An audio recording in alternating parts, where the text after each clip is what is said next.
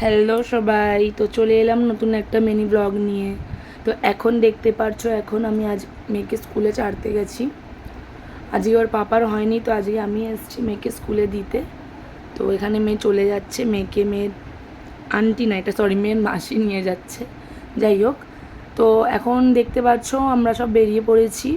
তো কোথায় যাওয়া হচ্ছে সেটা হলো আজকে লাস্ট সোমবার বাবা মহাদেবের। তো আমরা যাচ্ছি পুজো দিতে। তো আমরা প্রত্যেক বছরই যাই, মানে এই নিয়ে 3 ইয়ার কমপ্লিট হবে।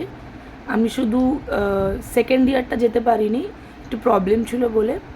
তো এখন দেখতেই পাচ্ছ, এখন সেই বালিগঞ্জ আমার বাড়ি, বালিগঞ্জ থেকে কালীঘাট আমরা হেঁটে যাব বাবা মহাদেবকে পুজো দিতে। যেরকম লোকেরা তারকেশ্বর যায়, সেরকম আমরাও যাচ্ছি নকুলেশ্বর মন্দিরে, কালীঘাটেরই আছে ওখানটায়। তো প্রচণ্ড রোদও ছিল আর গরমও ছিল, মাথা পুরো ঘুরছিল, ব্ল্যাকআউট হয়ে গেছিলো। তো তাও আমরা গেছি ঠাকুরকে পুজো দিতে। আর এইবারে তো কোনো একটা ফোঁটা বৃষ্টিও হয়নি, তো বেশিক্ষণ লাগেনি আমাদের বাড়ি থেকে কালীঘাটে আসতে। তো আমরা আধ ঘন্টা 1.25 ঘন্টা এমনি লেগেছে।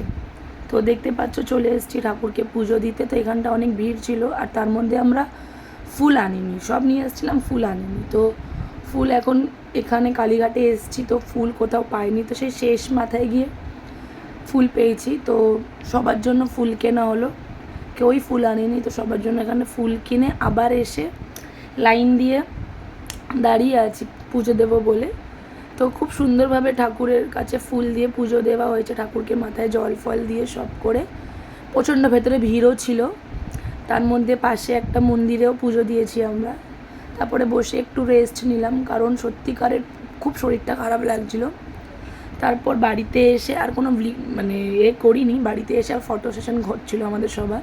তো বাস ব্লগটা একটু, তোমাদের যদি এই ব্লগটা ভালো লাগে তো লাইক অ্যান্ড সাবস্ক্রাইব করে দিও। Tata, bye bye.